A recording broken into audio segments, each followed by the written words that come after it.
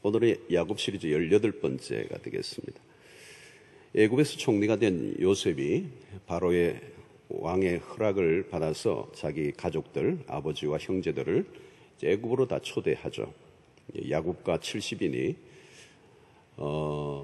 이제 소위 말하면 이민을 하게 된 것이죠. 애굽으로. 그리고 고센이라고 하는 기름진 땅에 정착을 합니다. 자, 오늘 이 본문은 애굽의 바로 왕과 그리고 야곱이 대면하는 장면입니다. 요셉이 자기 아버지가 오셨으니까 이제 바로 왕에게 애굽의 2인자로서 요셉이 아버지를 소개합니다. 자, 이때 바로 왕이 야곱에게 나이를 묻습니다. 그때 야곱의 대답이 야곱이 바로에게 아뢰되 내 나그네 길의 세월이 130년이니이다. 우리 조상의 나그네 길의 연조에 미치지 못하나 험악한 세월을 보내었습니다. 이렇게 얘기합니다. 그래서 오늘 우리는 설교는 이 험악한 세월을 보냈다라고 하는 야곱의 인생의 해고에 대해서 한번 살펴보려고 그렇게 합니다. 바로의 질문에 대해서 야곱이 대답을 하면서 회고하는 거죠. 내 인생의 길이 참 험악했습니다. 파란만장한 삶을 사실 야곱이 살았습니다. 투쟁하듯이 내비게이션도 없이 덜덜거리는 차로 만취된 운전자가 내비게이션도 없이 막 달리고 있는 것 같은 굉장히 위험한, 불안한, 아슬아슬한 긴장감이 도는 그런 인생을 살았습니다. 그런데 사실 우리의 인생을 보면 험악하죠. 쉬운 인생은 하나도 없습니다. 자, 야곱이 말한 험악한 인생 사실이죠. 특별히 그의 아버지 이삭에 비해서 남다르게 험악했습니다. 이삭의 삶은 참 대조적이죠. 아주 조용한 인생을 살았습니다. 그런데 야곱은 굉장히 험악한 인생을 살았습니다. 자, 이렇게 험악한 인생을 살게 된 이유를 한 몇 가지로 좀 살펴볼 수가 있습니다. 첫 번째는 자연인 야곱으로 살아갈 때 인생이 험악했습니다. 그 내추럴한 그 천년의 야곱, 그대로 보면 굉장히 자아가 강한 존재죠. 고집이 세고 목표 지향적이고 쌍둥이였던 야곱은 어머니 뱃속에서부터 싸웠잖아요. 나올 때 형의 발꿈치를 잡았습니다. 목적을 이루기 위해서는 수단과 방법을 가리지 않았던 것입니다. 아버지와 형을 속이고 장자권 축복을 쟁취합니다. 자, 그것이 화근이 되어 일찍부터 가족과 생이별을 하고 먼 타향살이를 합니다. 외삼촌 라반의 집에서 처가살이, 종살이를 하며 힘들게 지내죠. 자, 여러분, 이렇게 이 전반기 동안의 야곱의 인생을 보면 누가 그렇게 힘들게 만들었는가? 야곱의 인생을 어떻게 험하게 인생을 살게 만든 장본인이 누군가 한번 추적해 본다면 결코 그렇게 힘들게 만든 것은 타인이 아니에요. 야곱 자신입니다. 험한 나그네 인생을 누가 강요한 것이 아니고 그 인생을 살게 만든 주 요인, 그것은 야곱 자신의 선택이었습니다. 자, 야곱의 인생에 바깥으로 이렇게 돌면서 힘들게 고생을 했던 그 근원적인 요인을 들여다보면 결국은 그 안에 야곱의 욕망이 있는 것이고, 그 욕망의 그 안쪽에는 뭐가 있습니까? 인간의 죄성이 있는 거죠. 여러분, 이 죄 문제죠. 죄 문제를 우리가 이 야곱의 이 전반기의 삶 속에서 우리는 충분히 확인할 수가 있습니다. 죄가 우리의 삶을 어긋나게 만들고, 죄가 우리의 인생을 불행하게 만들고, 야곱은 죄인의 그 모습을 그대로 빼닮았습니다. 사고다발 지역에 가보면 그것에는 분명히 죄가 있는 거죠. 뭐 정확한 수치를 얘기하기는 어렵지만 우리의 인생을 불행하게 만드는 그 요인은 누구냐? 어떤 환경과 어떤 다른 사람 때문이기보다는 나 자신에게 있을 때가 많아요. 내가 불행을 선택한 경우가 많다고요. 원인은 뭘까요? 욕심, 탐심, 탐욕, 욕망. 근원적인 것은 나로부터 출발되는데 그것은 바로 죄인으로서의 그 죄성이 내 삶을 힘들게 만드는 것입니다. 그 죄가 잘못된 선택을 하게 하는 것입니다. 그런데 그 죄를 지으면 어떻게 돼요? 죄에 대한 책임을 져야 되죠. 거짓말하면 어떻게 됩니까? 거짓말할 때는 자유예요. 그런데 그 거짓말에 대한 대가는 지불해야 되는 것이죠. 야곱은 속임수에 능했습니다. 아버지를 속이고 형을 속였어요. 그 거짓말을 했습니다. 그 대가를 치른 것이죠. 사랑하는 가족과 긴긴 세월 동안 생이별이라는 대가, 그 어려움을 겪게 된 요인은 야곱의 실수요, 거짓말이었습니다. 남을 속이고 교활하게 살 때 결국 자신의 삶을 묶는 족쇄가 된 것입니다. 죄의 특성이 뭡니까? 관계를 깨는 것입니다. 아무리 좋은 관계라도 죄가 끼어들면 관계는 깨어집니다. 우리가 아무렇지도 않게 범한 죄가 나중에는 내 인생의 발목을 잡는다는 거죠. 죄를 지을 때는 착각하죠. 이 죄가 나와 나의 삶에 어떤 영향을 줄 것으로 생각하지 못하죠. 그러려면 죄는 정확하게 대가를 치른다는 게 성경의 원리예요. 그래서 죄의 성을 그대로 두면 죄의 힘이 우리를 험한 인생으로 끌고 가는 것입니다. 죄는 우리를 불행하게 만드는 원흉입니다. 그렇기 때문에 우리는 죄를 다스려야죠. 욕망을 그대로 두면 안 된다는 거예요. 욕망을 다스리지 않으면 우리의 삶을 파괴하는 것입니다. 이 천년의 야곱, 옛사람 야곱으로 살면 험악한 인생이 될 수밖에 없는 것입니다.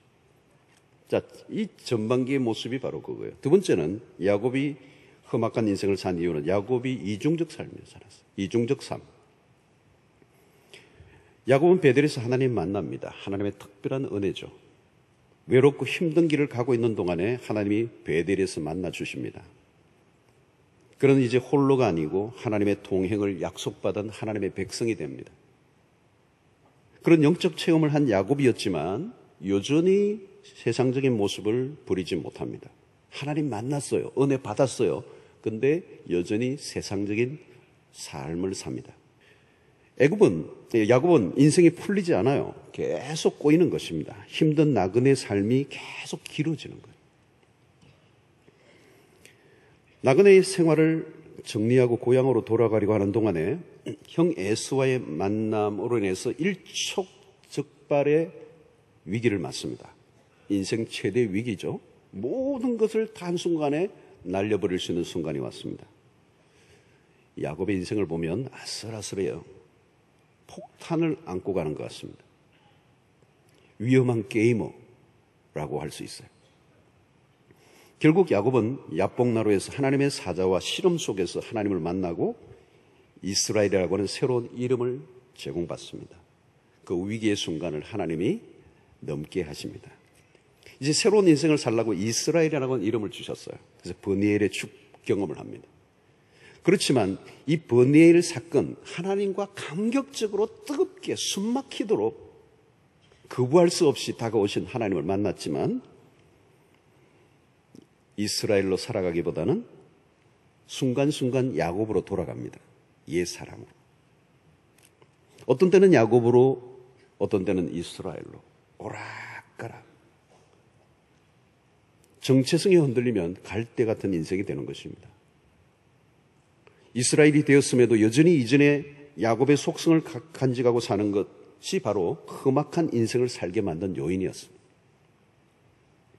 하나님을 그렇게 체험했지만 다시 이전의 상태로 돌아가 버린 것이죠. 결국 야곱은 버니엘 사건 이후 베델로 돌아가야 하는데 세겜이라는 곳에 정착합니다. 야곱 특유의 인간적 욕망이 발동하여 화려한 세겜이라는 도시에 정착하는 것이죠. 세겜의 선택을 통해 우리가 얼마 전에 살펴본 것처럼 그는 혹독한 대가를 지불합니다. 딸이 끔찍한 성폭행을 당하고 아들들이 피로 얼룩진 살육극을 펼침으로 야곱의 인생에 큰 아픔, 오점을 남깁니다. 여러분, 신자인데 불신자처럼 살면 위기를 맞게 됩니다. 신자가 아니면 몰라도 신자라면, 하나님의 백성이라면 세상과 맞아 떨어지지가 않아요. 그런데 맞추려고 하니까 사고가 터지는 것입니다. 여러분 선택하셔야 됩니다. 신자면 신자로 살아야 될 줄로 믿습니다. 신자가 된다는 것은 뭔가 신자의 방식을 선택해야 되는 거죠. 신자인데 세상을 따르면 반드시 문제가 생기는데 그것이 화근입니다. 화근. 그 화근이 결국은 험난한 인생을 살게 되는 것이죠. 험난한 삶을 줄이는 길은 신자가 신자답게 살 때 이 나그네의 험난한 인생을 줄일 수 있는 은혜가 있게 되는 것입니다. 셋째는 야곱은 마침내 성숙한 신앙인으로 이제 돌아오는 모습을 오늘 본문에서 우리가 봅니다. 자, 야곱이 산전수전을 다 겪고 백전노장이 되어 바로 왕을 만나는 장면. 기근을 피해서 애굽으로 내려온 야곱이지만 전혀 초라한 모습이 아닙니다, 여러분. 먹을 게 없어서 피난살이에 온 초췌한 노인이 아니에요. 지금 여기에서 오늘 이 본문 속에서 이 야곱은 굉장히 영적인 당당함이 있어요. 10절을 보면 야곱이 바로를 축복하는 장면이 나옵니다. 이 대목을 다음번에 여러분들하고 또 살펴보겠습니다만은 대단한 장면이에요, 여러분. 야곱이 바로 왕을 축복하는 장면에서 영적 권위가 느껴지는 거예요. 그 시대 최고의 제국 그 왕 앞에 이제 기근이 들어 피난을 온 이 야곱, 그 야곱이 바로를 축복하는 장면. 결국은 세상의 권세 정점에 있는 애굽의 왕이지만 야곱은 그 왕보다 더 높으신 전능하신 하나님의 이름의 권세로 바로를 축복해요. 야곱은 자신의 지난날의 해안에 대해서 말하는 것을 숨기려고 하지 않습니다. 본문에 보면 이제 겸손하고 자만심도 없어졌어요. 어떻게 이렇게 됐습니까? 순례길에서 자신이 누구인가를 알기 시작한 거죠. 하나님의 백성으로서. 그동안 남의 축복까지 빼앗으려고 했던 야곱이 이제는 축복을 하는 사람으로 이제 바뀐 것입니다. 안타까운 건 뭘까요, 여러분? 지금 나이가 130세가 됐다는 거예요. 너무 늦은 깨달음이에요. 조금 더 빨리 깨달았다면 나그네의 인생의 험악한 세월이 너무 길었던 거예요. 깨달음이 늦게 온 것입니다. 고생은 고생대로 하고 난 이후에 뒤늦은 깨달음, 이게 야곱의 인생을 통해서 우리에게 보여주는 교훈입니다. 자, 오늘 우리는 이런 험악한 세월을 보내지 않으려고 하면 어떻게 해야 됩니까? 결국은 야곱은 자기가 누구인지를 몰랐던 거죠. 내가 누구인지 모르면 내가 어디로 가야 될지 모르고 무슨 일을 해야 될지 모르는 것입니다. 정체성의 혼란이 오니까 자기의 삶이 뒤죽박죽되고 갈짓자를 걷는 것입니다. 마침내 지금 바로 왕 앞에서 축복하는 이 야곱은 자기가 누구인지 이제 분명히 알아요. 이스라엘로 살아야 한다. 하나님의 백성으로서 모든 민족의 축복의 통로로 나를 부르셨다는 사실을 이제 인식한 거예요. 그냥 자기의 축복만을 얻기 위해서 몸부림을 찢던 탐욕적이고 이기적인 삶이 아니라 그를 통하여 모든 민족이 복을 받게 하시고자 하시는 하나님의 거룩한 부르심을 깨달은 거예요. 저는 이런 은혜가 여러분들에게도 있게 되기를 축원합니다. 자, 우리는 험악한 세월을 보내지 않으려고 하면 이제 내가 누구인지를 알아야 되는 거예요. 신분을 정확하게 알아야 돼요.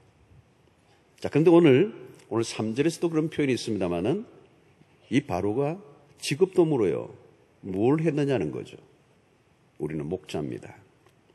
우리 조상 때부터 목자입니다. 이 말은 뭡니까요? 나그네였다는 거예요. 정착민이 아니고 이주민이었어요. 여러분, 우리 모두는 나그네입니다. 우리가 가야 할 곳이 따로 있어요. 그래서 우리는 필그림, 우리 모두가 순례자들이에요. 우리는 지금 영원한 천성을 향하여 여정 중에 있습니다. 언젠가 우리 모두의 여행이 끝나는 날이 올 것입니다. 나그네의 삶이 험악하지 않으려고 하면 이 순례 여행에서 세 가지를 정확하게 기억해야 합니다. 첫 번째는 동행자가 있어야 돼요. 두 번째는 나그네 정신이 분명해야 되고, 세 번째는 목적지를 분명히 알아야 합니다. 자, 여러분, 이 나그네 길을 걸어가는 동안에 우리는 동행자가 필요해요. 야곱은 나그네로 살았습니다. 자, 그런데 그에게 동행자가 없었어요. 가만히 보면 야곱은 언제나 홀로였습니다. 아무리 힘든 길이라도 함께하는 사람이 있다면 견딜 수 있습니다. 인생의 행복은 함께하면서 누리는 것입니다. 함께하는 그 관계가 곧 축복이 되는 것입니다. 가족, 친구, 동력자들, 무엇보다도 신앙적 친구들을 여러분들의 삶 속에 귀중한 동행자로 맞이하는 은혜가 있게 되기를 바랍니다. 둘째는 나그네 의식이에요. 나그네 의식. 나그네 멘탈리티예요. 야곱은 집착이 강했습니다. 유목민적인 삶이 아니고 정착자로 살고자 했습니다. 그는 계속 모든 것을 자기 것으로 끌어모으려고 하는 멘탈리티를 가졌어요. 이 세상이 내 집이 아닌데 내 집인 것처럼 여길 때 삶이 힘들어지는 겁니다. 우리는 다 나그네예요. 우리는 어떤 것도 내 것이 될 수 없습니다. 눈에 보이는 것은. 여러분들의 집,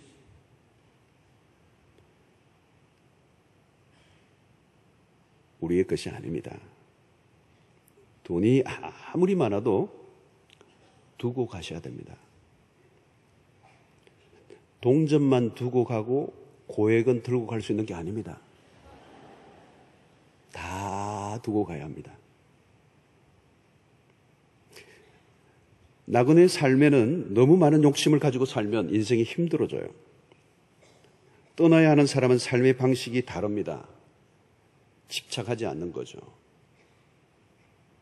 영구한 것과 영구적이지 않는 것, 붙들어야 할 것과 포기할 것을 분별할 줄 알아야 한다는 거죠.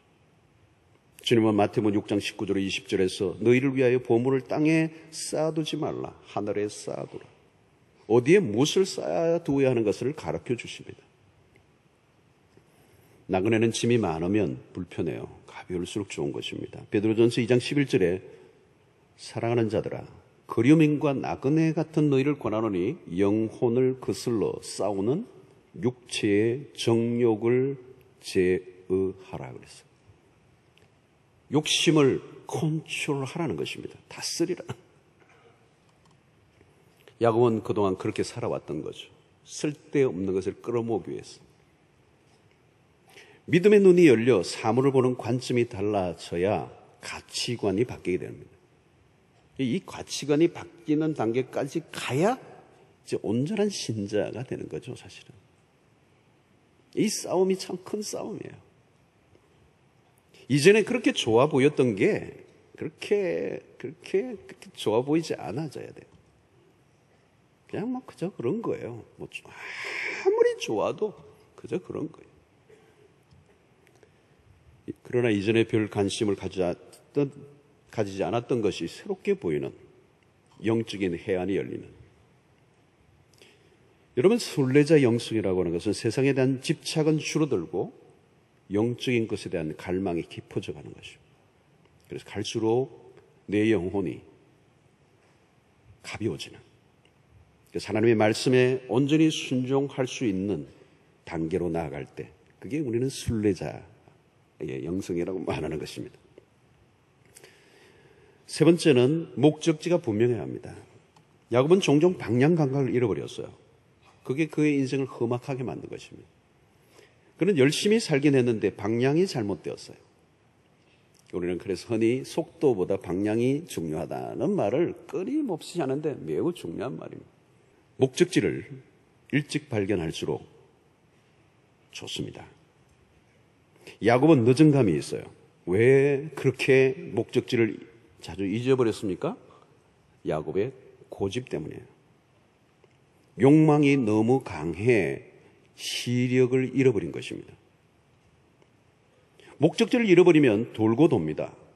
길을 놓치면 인생은 험악합니다. 무슨 일이 그 도상에서 일어날지 알 수 없습니다. 야곱은 이제 분명해요. 그의 목적지는 애굽이 아니라 가나안이라는 걸 알았습니다.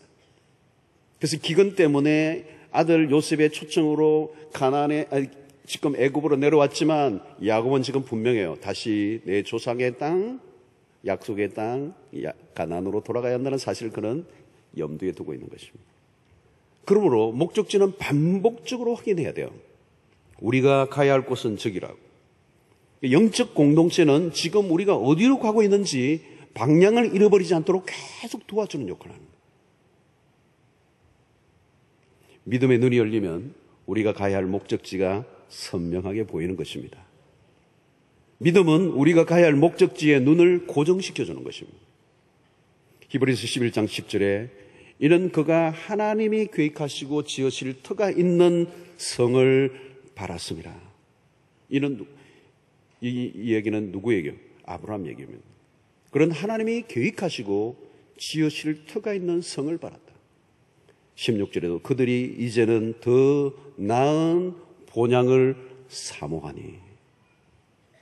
아브라함은 목적지를 분명히 알았습니다. 더 나은 본향, 영원한 천국, 하나님이 예비하신 곳. 여러분, 우리는 이 땅에서 영원히 사는 것이 아닙니다. 우리가 가야 할 곳이 있습니다. 신자의 목적지는 천성이죠. 영원한 천국. 세상의 목적을 두고 살지 않습니다. 여러분, 이 땅에서 행복하게 살아야죠. 그러나 이 땅에서 행복하게 사는 게 전부가 되면 목적지를 잃어버립니다. 더 나은 본향을 놓치는 것입니다. 이 땅에서 약간 힘들게 좀 살아도 천국을 놓치지 않는다면 실패하지 않을 것입니다. 야곱에게 목표는 애굽이 아니라 가나안이었습니다. 가나안, 그것은 천국을 상징하는 것입니다. 천국에 이르는 날까지 우리는 나그네의 삶을 삽니다. 천국으로 가는 과정에서 주어진 나그네의 삶 역시 하나님의 선물이고 축복인 것입니다. 2015년 7월 5일 우리는 맥주절을 맞았습니다. 여기까지 인도하셔서 건강한 몸으로 이 자리에 와 예배를 드리고 있다는 것 자체가 은혜가 아닐 수가 없습니다. 순례의 길에서 우리 홀로 두었다면 여기까지 올 수가 없었을 거예요. 하나님의 인도하심이 분명히 있었다고 믿습니다. 우리는 잘 모르지만 야곱의 인생을 보아도 그의 욕심과 그의 재주와 그의 잔꾀와 그의 머리로 얼마나 몸부림을 치며 그의 인생이 꼬일 대로 꼬였습니까? 아마 그 인생을 그대로 내버려 두었다면 야곱에게는 소망이 없었을 거예요. 그러나 우리는 야곱의 스토리를 통해서 날마다 확인하는 것은 베델의 하나님, 브니엘의 하나님, 그리고 순간순간마다 그의 인생에 개입하셔서 그의 행로를 바꾸어 주심으로 그의 인생을 이스라엘로 세워주신 분은 하나님이신 것이죠. 오늘도 우리가 이 자리에 있게 하신 것 오직 하나님의 은혜인 줄로 믿습니다. 단지 야곱이 자기의 고집으로 말미암아 그 나그네 길이 더 길어지고 더 험악해진 것뿐입니다. 오늘 우리가 우리의 고집을 포기하고 우리의 모순과 헛된 실수를 통하여 우리의 인생을 더 험악하게 만드는 자작극을 포기하고 온전히 하나님의 말씀 앞에 순례자의 영성을 가지고 매 순간 그 천국을 향하여 믿음의 순례길을 걸어가고자 할 때 하나님께서 우리의 삶을 복되게 하실 줄로 믿습니다. 쓸데없는 고집과 헛된 욕망으로 길을 잃어버리지 마시고 내가 누구인지를 날마다 확인하고 하나님의 백성으로서의 합당한 이스라엘로 주님을 닮아 주의 말씀 앞에 온전히 순종하며 나아가는 주의 백성들 되시기를 주의 이름으로 축원합니다.